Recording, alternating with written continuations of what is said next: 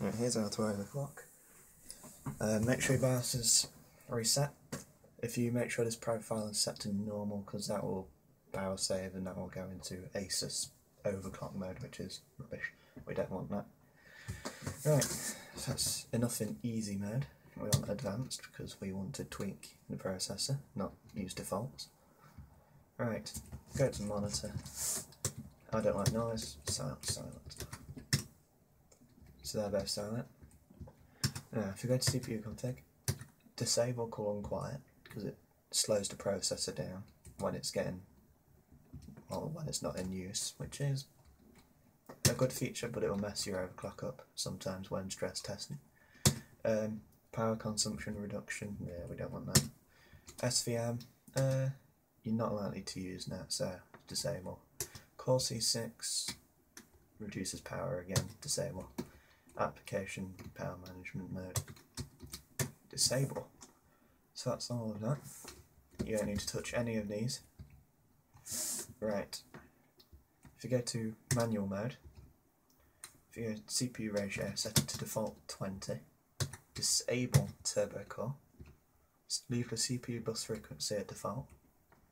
Leave the PCI frequency on auto. Memory frequency, depending on your RAM, 1600 in my case, you want to choose that. North bridge frequency, I did 2400. CPU spectrum off. OC tuner, don't touch it. DRAM timing control, 99924, that's the timing for my RAM. Yours will vary. And then you've got the Digi plus power control. So, you need to be aware what your board's capable of. My board's capable of high, and then high again, and then I leave that at 130 and that at 130.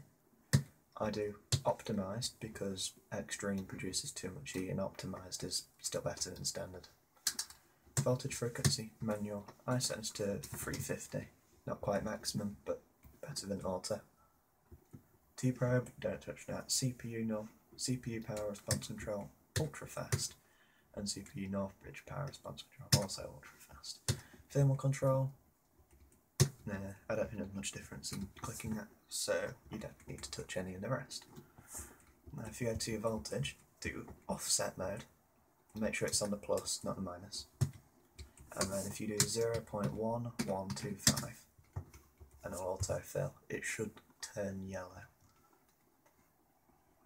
And then if you leave the rest to auto. Right, now that we have our voltage and everything else set up, free save and exit.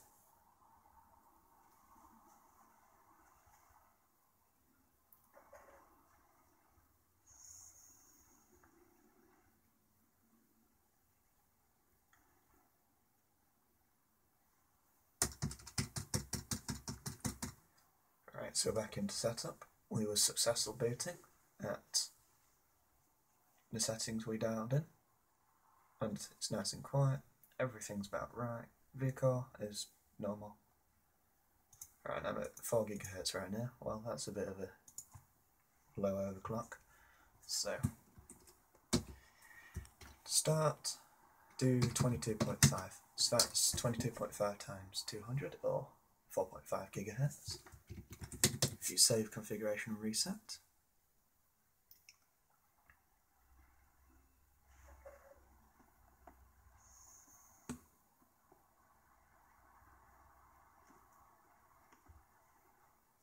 and if your overclock is decent, then you'll get a post. Right, so I'm now at 4.5 GHz. Right, I know my CPU is capable of a little more, yours may not be. I know mine's capable of 4.7, so 23.5. And that takes me to 4.7 GHz. So save and reset. Not sure what yours will be, but I wouldn't recommend putting any more voltage on that in because, well, it will run a bit toasty.